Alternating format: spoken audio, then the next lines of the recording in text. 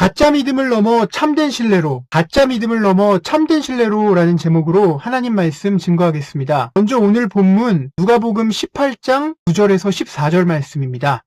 함께 교독하겠습니다. 또 자기를 의롭다고 믿고 다른 사람을 멸시하는 자들에게 이 비유로 말씀하시되 두 사람이 기도하러 성전에 올라가니 하나는 바리새인이요 하나는 세리라. 바리새인은 서서 따로 기도하여 이르되 하나님이여 나는 다른 사람들 곧 토색, 불의, 간음을 하는 자들과 같지 아니하고 이 세리와도 같지 아니함을 감사하나이다. 나는 일회에 2번씩 금식하고 또 소득의 11조를 드리나이다 하고 세리는 멀리 서서 감히 눈을 들어 하늘을 쳐다보지도 못하고 다만 가슴을 치며 이르되 하나님이여 불쌍히 여기소서 나는 죄인이로소이다 하였느니라. 내가 너희에게 이르노니 이에 저 바리새인이 아니고 이 사람이 의롭다 하심을 받고 그의 집으로 내려갔느니라. 무릇 자기를 높이는 자는 낮아지고 자기를 낮추는 자는 높아지리라 하시니라. 아멘. 그리고 갈라디아서 2장 20절 말씀 한 번 더 보겠습니다. 내가 그리스도와 함께 십자가에 못 박혔나니 그런즉 이제는 내가 사는 것이 아니요 오직 내 안에 그리스도께서 사시는 것이라. 이제 내가 육체 가운데 사는 것은 나를 사랑하사 나를 위하여 자기 자신을 버리신 하나님의 아들을 믿는 믿음 안에서 사는 것이라. 아멘.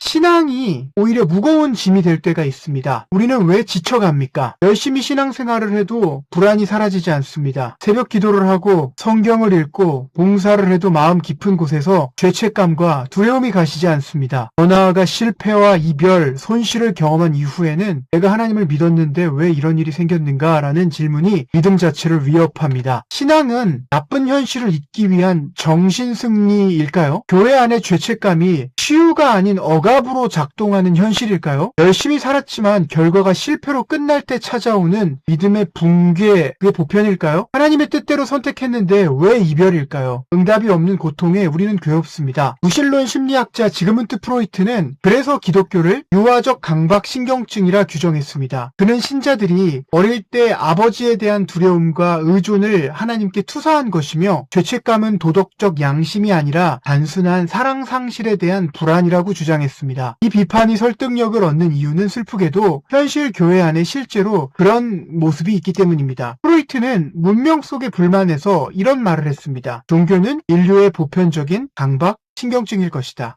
신학자 몰트만은 그래서 오늘날 많은 교회가 불안의 종교에 빠져 있다고 지적한 바 있는 것 같습니다. 세상의 위협 앞에 문을 닫고 교리와 제도 안에서만 안전을 찾으며 성장 대신 자기 보호에 골몰합니다. 이것이 우리가 직면한 현실입니다. 신앙이 해방이 아니라 억압이 되어버린 현실이죠. 성경 속 두 가지 신앙의 초상이 있습니다. 먼저 바리새인입니다. 바리새인의 신앙은 행위가 있으나 은혜가 없었습니다. 예수님은 성전에서 기도하는 두 사람의 이야기를 들려주셨습니다. 오늘 본문 누가복음 18장 9절에서 14절 말씀이죠. 바리새인은 금식과 11조를 내세우며 기도했습니다. 형식적으로는 완벽한 신앙인이었습니다. 그러나 예수님은 그가 의롭다함을 받지 못했다고 선언하십니다. 왜일까요? 그의 신앙은 두려움과 자기 과시에 근거했기 때문입니다.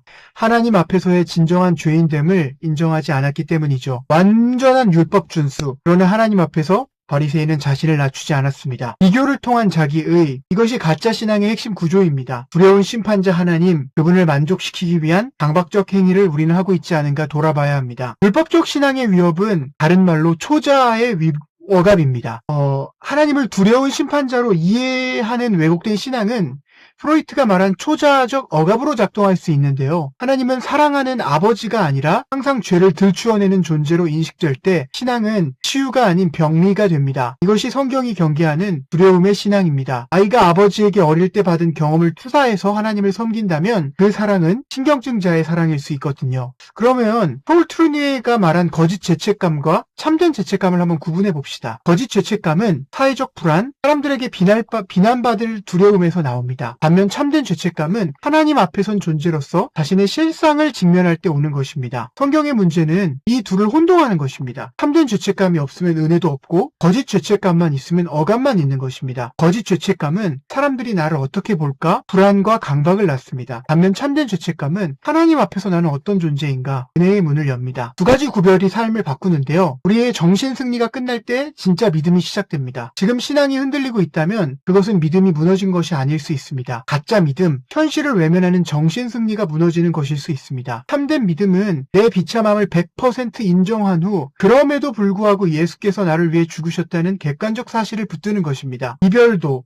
실패도, 파산 기록도 그대로 인정한 채로 시작하는 게 믿음입니다. 믿음은 내 현실이 시궁창이고 난 밑바닥이다라고 비참함을 100% 인정한 뒤 그럼에도 불구하고 이런 나를 위해 예수가 죽으셨다는 객관적 사실을 붙드는 것입니다. 자신감이 아닌 신뢰로. 신앙은 나는 할 수 있다는 자기 확신이 아닙니다. 자기 확신이 박살날 때 오히려 진짜 신앙이 자랄 공간이 생깁니다. 내 선택이 옳다라는 것을 믿는 게 아니라 내가 틀려도 나를 책임지시는 주님을 믿는 것입니다. 이것이 수동적 능동성입니다. 선택의 정확도를 믿지 마십시오. 주님의 인격과 신실함을 믿으세요. 100번 틀려도 칭의는 취소되지 않습니다. 모른다는 불확실함이 최고의 영적 안전장치가 됩니다. 그럼 건강한 의존과 병든 의존을 구분해서 생각해 봐야 되는데요. 의존이 문제가 아닙니다. 어떤 의존인가가 문제입니다. 좋은 아버지에게 건강하게 의존하는 아이는 오히려 자율성으로 자라납니다. 하나님께 건강하게 의존하는 신자는 세상 권력에 굴복하지 않는 자유를 얻습니다. 마르트 보네퍼 모두 하나님에게 철저히 의존했지만 나치에 맞서 두려움 없이 저항했습니다. 신중하게 고민하시고 담대하게 던지고 결과를 수용하십시오. 막 선택하는 것도 믿음이 아니고 두려워서 아무것도 하지 않는 것도 믿음이 아닙니다. 기도하고 말씀에 비추고 조언을 구한 후 최선을 다해 결정하십시오. 그 다음은 주님께 맡기십시오. 결과가 실패라면 주님이 이것을 통해 나를 빚으신다고 수용하십시오. 이것이 책임 있는 믿음입니다. 은혜는 내려옵니다. 세리의 기도를 보십시오. 참된 죄책감이 은혜의 문을 엽니다. 세리는 눈도 들지 못하고 가슴을 치며 고백했습니다. 하나님이여 불쌍히 여기소서. 나는 죄인이로소이다. 그는 아무것도 내세울 곳이 없었습니다. 그러나 예수님은 바로 그가 의롭다함을 받았다고 선언하십니다. 이 죄책감은 초자의 공격이 아닙니다. 두려운 심판이자 앞이 아니라 용서하시는 사랑의 아버지 앞에서의 솔직한 자기 인식입니다. 마태복음 9장 12절 말씀입니다. 건강한 자에게는 의사가 쓸데없고 병든 자에게라야 쓸데있느니라. 갈라디아서 2장 20절. 자아의 죽음이 진짜 삶의 시작입니다. 내가 그리스도와 함께 십자가에 못 박혔나니 그런즉 이제는 내가 사는 것이 아니요 오직 내 안에 그리스도께서 사시는 것이라. 자신감이 죽고